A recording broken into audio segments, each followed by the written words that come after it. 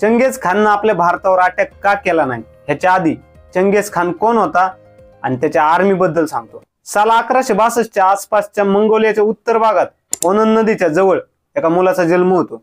त्याचं नाव ठेवलं जातं तिमुचिन। तिमुचिनचा जन्म मंगोलियात झाला होता। त्यावेळी अख्ख्या मंगोलियामध्ये कुणाचंच साम्राज्य नव्हतं। त्यावेळी कोणी विचार सुद्धा केला नव्हता की एका नदीच्या कडेला जन्मलेला हा पोरगा, त्याचं नाव तिमुचिन होतं, तो पुढे जाऊन अख्ख्या मंगोलियाचा सम्राट होणार आहे। हा तोच तिमुचिन होता ज्याला लोक पुढे जाऊन चंगेज खान म्हणून ओळखणार होते। असं म्हणतात की तिमुचिन जेव्हा जन्मला होता तेव्हा त्याच्या हातात मांसाचा तुकडा होता। आता तो कसा कुठला काय हे डोक्यात वगैरे घेऊ नका, पुढचा आहे का। त्यावेळी त्याचा अर्थ असा समजला जायचा की हा मुलगा पुढे जाऊन नक्कीच काहीतरी मोठं काम करणार आहे। तो काळ असा होता तेव्हा मंगोलियन कबिल्यातले लोक आपापसातच भांडत असायचे। हे असल्या भांडणातच चंगेज खानच्या वडिलांचा मृत्यू झाला होता। पुढे ह्याच कबिल्यांचा वारसदार म्हणून चंगेज खानचा सावत्र भाऊ त्याच्या समोर उभा राहिला होता। चंगेज खाननं त्याला सुद्धा संपवला। पुढे चंगेज खाननं डोकं लावलं। गडी हुशार होता, त्याला माहिती होता आपापल्यातच भांडणं करून काय उपयोग होणार नाहीये। त्याने मंगोलियातल्या कबिल्यांमध्ये युती घडून आणली। 1206 साली सगळ्या मंगोल सरदारांनी मिळून त्याचा ओनन नदीच्या कडेला पांढऱ्या झेंड्याच्या खाली तिमुचिनला चंगेज खान हा किताब दिला आणि अशा पद्धतीने तिमुचिनचा चंगेज खान झाला। हा सगळा कार्यक्रम उरकल्यानंतर चंगेज खानने आपला पहिला मोर्चा वळवला चीनकडे। त्यावेळी चीनची राजधानी होती झोंगदू, ज्याला आपण आज बीजिंग म्हणून ओळखतो। त्यावेळी चीनची जी लोक होती ती मंगोलियन लोकांना रानटी म्हणून ओळखायची, रानटी समजायची थोडक्यात। जेव्हा मंगोलियन सैनिक चीन जवळ आलं तेव्हा त्यांना पहिली गोष्ट आडवी आली ती म्हणजे चायनाची ग्रेट वॉल। या चायनीज लोकांनी ही ग्रेट वॉल बांधण्यामागे सर्वात मोठं रिझन हे सुद्धा होतं की अशा बाहेरच्या लोकांपासून त्यांच्या लोकांचं रक्षण व्हावं, त्यासाठी त्यांनी ही बॉर्डर बांधली होती। पण एवढं असून सुद्धा चंगेज खाननं चीनला सुद्धा हरवलं होतं। असं करत करत बऱ्यापैकी भागावर त्याने वर्चस्व निर्माण केलं होतं। साल 1223 पर्यंत चंगेज खान जगातला क्षेत्रफळाच्या बाबतीत सर्वात मोठा राजा बनला होता। मग एवढं असून सुद्धा प्रश्न हा पडतो की मंगोलिया सारख्या देशातले साध्या कबिल्यातले लोक अख्ख्या जगाला आपल्या दहशतीखाली कसं काय आणू शकले। ह्याच्या मागे एक स्ट्रॅटर्जी होती। चंगेज खान हा जरी बाकीच्यांसाठी क्रूर असला तरी तो आपल्या प्रजेसाठी तितकाच दयाळू होता। तो स्वतः त्याच्या कबिल्याचा जो धर्म होता त्याचं मनापासून पालन करायचा। तो वर आकाशाकडे बघून प्रार्थना करायचा। एवढा मोठा असून सुद्धा त्याने त्याच्या साम्राज्यात असलेल्या बाकीच्या धर्मातील लोकांवर कधीच रोकटोक केली नाही। त्याच्या साम्राज्यात बाकीच्या धर्मातील जे लोक होते त्यांनी त्यांना त्यांच्या धर्माचं पालन करण्याची परवानगी दिली होती आणि हेच कारण होतं ज्याच्यामुळे बाकीच्या धर्मातील लोक त्याच्या सैन्यात सामील होत होते। चंगेज खानचं अजून एक वैशिष्ट्य म्हणजे त्याने त्याची जी आर्मी होती ती त्याने प्रत्येकाच्या मेरिटनुसार बनवलेली होती। तिथं त्याच्या सैन्यात वशिलेबाजी चालत नसायची। जो जेवढा काबिल असायचा त्यालाच तेवढी मोठी पोस्ट भेटायची, तोच त्याच्या आर्मीत वरच्या पोस्टवर पोहोचायचा। आणि यांच्या सैन्याचं अजून एक वैशिष्ट्य म्हणजे त्यांच्या सैन्यात वापरले जाणारे हलके बख्तर म्हणजे बारके घोडे, आणि जे हलके असल्यामुळे त्या घोड्यांचा स्पीड सुद्धा जास्त असायचा।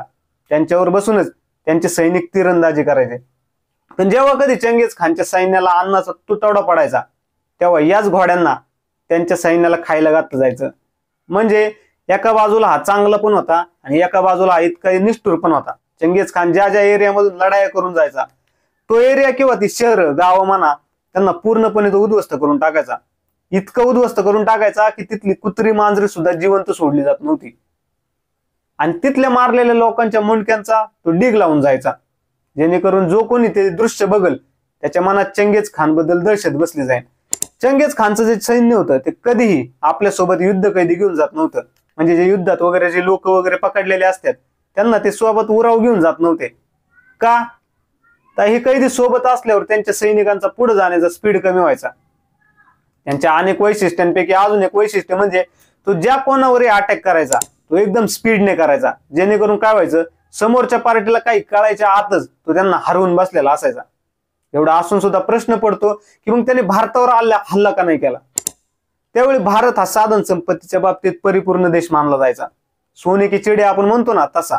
तरी त्याने भारतावर आक्रमण का नाही केलं तर त्याची गोष्ट अशी की 1218 साली कझाकिस्तान मधलं एक शहर होतं, त्याचं नाव होतं ओत्रार। त्यावेळी या शहराला एक वेगळंच महत्व होतं। वेगळं ह्यासाठी की त्या शहरातून त्यावेळेचा एक महत्वाचा सिल्क रोड जायचा, त्या शहरातून तो जात होता। हा सिल्क रोड महत्वाचा होता कारण काय होतं तर हा रोड मिडल एशियाला युरोपशी जोडत होता। तो एक महत्वाचा व्यापारी मार्ग म्हणून ओळखला जायचा। त्यावेळी पोत्रार हे शहर ख्वारिझम साम्राज्याचा एक भाग होता. त्या साम्राज्याचा सुलतान होता तुर्की मामलूक वंशाचा मोहम्मद शाह. त्या मोहम्मद शाहने आपल्या जवळच्या नातलगाला त्या ओत्रार शहराचा गव्हर्नर बनवला होता. त्याचं नाव इनलचुक होतं. झालं असं की 1218 मध्ये 450 मंगोल व्यापारी या शहरात एंट्री करतात. त्यात चंगेज खानच्या सैन्यातले मोठे मोठे पोस्टवर असलेले सरदार होते. त्यावेळपर्यंत तरी ख्वारिझम आणि मंगोल यांच्यात काही दुश्मनी वगैरे नव्हती. पण तरी सुद्धा त्या गव्हर्नर असणाऱ्या इनलचुकने ते मंगोल गुप्तहेर असल्याच्या संशयावरून त्यांना अटक केली होती. हे माहिती असून की ती सगळी चंगेज खानची माणसं आहेत आणि त्याच्या बाबतीतलं सगळं माहिती असून सुद्धा त्यांनी त्याच्या माणसाला अटक केली होती. बरं, ज्यांना अटक केली होती त्यांचा तोरा तरी काही कमी नव्हता. आपण दुसऱ्या राज्यात आहे, आपल्याला अटक केलेली आहे, एवढं असून सुद्धा आपण कोणत्या सैन्यातलं याचा मास त्यांनी दाखवायला सुरुवात केली. जेव्हा या पकडलेल्या मंगोल सरदारांना गव्हर्नर इनलचुक समोर उभं करण्यात आलं तेव्हा त्यांनी विचारलेल्या प्रश्नाची सरळ उत्तर द्यायची ना, तर त्याला उघडट उत्तर द्यायला सुरुवात केली. त्या इनलचुकला या गोष्टीचा इतका राग आला की त्याने सरळ त्या मंगोल सरदारांना आणि व्यापाऱ्यांना मारून टाकलं. ही खबर जशी चंगेज खानला कळली तेव्हा त्याने सरळ मोहम्मद शाहकडे आपले 3 राजदूत पाठवले. त्यांनी मागणी केली की तो जो कोणी गव्हर्नर इनलचुक आहे त्याला शिक्षा दिली पाहिजे. कर म्हणजे मोहम्मद शाह सुद्धा काही कमी टोल्याचा नव्हता. आपल्याला बाहेरचा कोणीतरी येऊन हुकूम सोडतो हे त्याला बहुतेक पटलं नसावं. म्हणून त्याने सरळ चंगेज खानचे जे 3 राजदूत होते त्यातलं एकाचं तर मुंडकं उडवलं आणि बाकीच्या दोघांची टक्कल करून त्यांना परत पाठवून दिलं. बस मग काय, चंगेज खानला कारणच भेटलं हल्ला करण्याचं.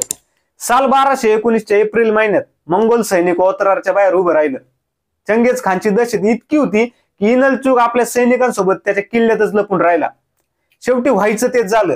इनलचुकने माघार घेतली आणि ते होणारच होतं. त्याला चंगेज खान समोर उभं करण्यात आलं. असं म्हणतात की चंगेज खानाने इनलचुकच्या कानात आणि डोळ्यात गरम चांदी भरली होती. इतक्या वाईट पद्धतीने चंगेज खानने इनलचुकला मारलं होतं. त्याच्या साम्राज्यातली जी प्रजा होती त्यांना हाल हाल करून यांनी मारून टाकलं. जे शहर होतं ते पूर्णपणे जाळून टाकलं आणि ज्या उरलेल्या ज्या बायका होत्या त्या शहरातल्या त्यांना आपल्या सैनिकांमध्ये वाटून टाकलं. पुढे त्या स्त्रियांचं त्या बायकांचं काय झालं हे मला सांगण्याची गरज नाहीये. पण एवढ्यात अजून चंगेज खानचा राग शांत झाला नव्हता. इनलचुक तर फक्त गव्हर्नर होता, त्याला त्याच्या राजाला मारायचं होतं, म्हणजे मोहम्मद शाहला, ज्यांनी त्याच्या राजदूताला मारण्याची ऑर्डर दिली होती आणि उरलेल्या दोघांना टक्कल करून पाठवून दिलं होतं. ज्यामुळे चंगेज खानचा अपमान झाला होता. जसं मोहम्मद शाहला ही बातमी कळली की चंगेज खान त्याच्या मागावर आहे, त्यानंतर पासून मोहम्मद शाहची पळापळ सुरू झाली. सर्वात आधी तो खोरासान म्हणजे आजच्या इराणच्या भागाकडे पळाला. मंगोल सैनिक तिथपर्यंत त्याच्या मागावर गेले. तो जिथं जिथं जायचा मंगोल सैनिक त्याच्या मागावरच जायचे आणि नुसतं मागं नाही जायचे तर त्या भागातले जे लोक होते त्यांना संपूर्णच पुढे जायचे. जी लोक सहज चंगेज खानच्या सैनिकांसमोर माना झुकवायची ती वाचायची आणि जे त्यांच्या समोर माना वर करायची त्यांची मुंडकी छाटली जायची. शेवटी मोहम्मद शाह कॅस्पियन सी नावाच्या एका मोठ्या तळ्याजवळ तिथल्या एका जागेवर जाऊन लपला. मंगोल सैनिकांना पाण्यात लढण्याचा अनुभव नव्हता, त्याच्यामुळेच तो वाचला. ह्याच जागी राहून 1220 साली मोहम्मद शाहचा मृत्यू झाला. पुढे त्याच्या गादी चालवायला त्याचा मुलगा आला, पण तोही असाच. त्याचं नाव होतं जलालुद्दीन मंगुर्नी. हा सुद्धा नावालाच राजा होता. जसा त्याचा बाप चंगेज खानापासून पळत होता, हा सुद्धा गादी आल्यापासून चंगेज खानापासून पळत होता. एवढं असून सुद्धा त्याच्याकडे 90,000ची सेना होती बरं का. आणि एका लढाईत त्याने मंगोल सैनिकाचा पराभव सुद्धा केला होता. त्यात चंगेज खानाचा जावई त्याच्याकडून मारला गेला होता. पुढे मग जलालने आपला आथळ अफगाणिस्तानच्या गझनीमध्ये हलवला. मंगोल सैनिक तिथं सुद्धा त्याच्या मागोमाग येत होते, पण तिथं थोडी चुकामुक झाली आणि 15 दिवस लेट पोचल्यामुळं जलाल आधीच सिंधू नदीच्या दिशेने पळाला, म्हणजे आपल्या भारताच्या दिशेने निघून आला. सिंधू नदीच्या कडाला मंगोल सैनिकांनी जलाल मंगुर्नीला घेरलं आणि तिथं एक लढाई सुरू झाली. जलाल मंगुर्नीला 4ही बाजूने घेरण्यात आलं होतं. ज्यावेळी मंगुर्नीकडे फक्त 7000 सैनिक उरले होते त्यावेळी आपल्या घोड्यांसोबत त्याने सिंधू नदीमध्ये उडी टाकली आणि तिथून तो पळून गेला. इथून गोष्टी सुरुवात होते आपल्या भारताची. 1221 साली दिल्लीत सत्ता होती सुलतान इल्तुमिशची. त्यावेळेपर्यंत चंगेज खाननं मोहम्मद शाहच्या मॅटरमध्ये आतापर्यंत 60 लाख लोकांना यमसदनी पाठवलं होतं आणि एवढं होऊन सुद्धा भारतासारख्या सदन देशात तो घुसला नव्हता. त्याला कारण सुद्धा होतं. पण त्याआधी जलाल मंगुर्नीचं काय झालं ते सांगतो. त्याने सरळ त्यावेळच्या दिल्लीच्या सुलतानाला मदत मागितली. इकडे तो दिल्लीचा सुलतान पण काही कमी चॅप्टर नव्हता. त्याला माहिती होतं जर आपण ह्या जलाल मंगुर्नीला आपल्यापाशी आसरा दिला तर तो चंगेज कार्यक्रम केल्याशिवाय माग सरणार नाही, आणि जर ह्या जलालला आसरा दिला नाही तर ह्याच्याशी वाकड व्हायला वेळ लागणार नाही. कारण चंगेज खान सारख्याला इतकी वर्ष लढत ठेवणारा हा सुद्धा काही किरकोळ नव्हता, पण चंगेज खान एवढा पण मोठा नव्हता. मग अशा वेळी जेव्हा जलालने इल्तुमिशकडे मदत मागितली त्यावेळी इल्तुमिशने उडवडीची उत्तर द्यायला सुरुवात केली. पुढे या गोष्टीची बरेच वर्जन सांगितले जातात की तो कसं कसं त्याला टाळत राहिला. इकडे चंगेज खान ह्या मोहिमेत असताना तिकडे मंगोलियात त्याच्या साम्राज्यात फूट पडायला लागली होती. त्यामुळं त्याला आता या मोहिमेतून परत जावं लागलं होतं. एक थेरी अशी सुद्धा आहे की मंगोल सैनिकांना भारतातलं गरम वातावरण सूट होत नव्हतं. तिकडं थंड वातावरणात राहायची ह्यांना सवय, त्याच्यामुळे ह्यांना इथं काही वातावरण सूट व्हायना. त्यात चंगेज खानचं वय सुद्धा आता होत आलं होतं. तरी मंगोल सैनिकांनी सिंध प्रांतातल्या काही भागात छापेमारी केली होती. चंगेज खानने भारतावर आक्रमण न करण्याचं सर्वात मोठं कारण हे सुद्धा सांगितलं जातं. चंगेज खान असा माणूस होता की तो स्वतःहून कोणत्याही साम्राज्यावर हल्ला करत नसायचा. त्याच्या वाकड्यात कुणी शिरलं तरच तो समोरच्याचा कार्यक्रम करत असायचा. त्यात असंही त्या दिल्लीच्या सुलतानाबरोबर म्हणजे त्या इल्तुमिश बरोबर चंगेज खानचा काही डायरेक्ट वाईट संबंध नव्हते. त्यामुळे त्याच्यावर आक्रमण करण्याचा, अटॅक करण्याचा काही प्रश्नच नव्हता. हेच एक मेन कारण सांगितलं जातं. पुढे मग 1227 साली चंगेज खानचा मृत्यू झाला. त्यामुळे परत कधी त्याने स्वतःने तरी भारतावर आक्रमण करण्याचा प्रश्नच नव्हता. पण असं म्हणतात की त्याच्या पुढच्या पिढीच्या लोकांनी भारतावर आक्रमण केलं होतं, अटॅक केला होता, पण त्यात त्यांना काही म्हणावं असं यश भेटलं नव्हतं. भावांनो, ह्यातून आपल्याला एक शिकवण तरी नक्की मिळते की आपण स्वतःहून कुणाच्या वाट्याला जायचं नाही. पण जर का कुणी स्वतःहून आपल्या वाट्याला येत असेल तर त्याचा कार्यक्रम केल्याशिवाय सोडायचं नाही. तर असो, थँक्यू सो मच. असा होता हा व्हिडिओ चंगेज खानचा. तुम्हाला हा व्हिडिओ कसा वाटला मला खाली कमेंट करून नक्की सांगा. व्हिडिओ जर तुम्हाला आवडला असेल तर व्हिडिओला लाईक, शेअर आणि चॅनलला सबस्क्राईब नक्की करा, कारण तुमच्या एका सबस्क्राईबमुळे आपला हा चॅनल ग्रो व्हायला खूप मदत होणार आहे. सो प्लीज चॅनलला सबस्क्राईब नक्की करा. आता डायरेक्ट पुढच्या व्हिडिओमध्ये, तोपर्यंत तुमची आणि तुमच्या जवळच्यांची काळजी घ्या. Thank you so much. तुम्ही हा व्हिडिओ इथपर्यंत बघितला. थँक्यू.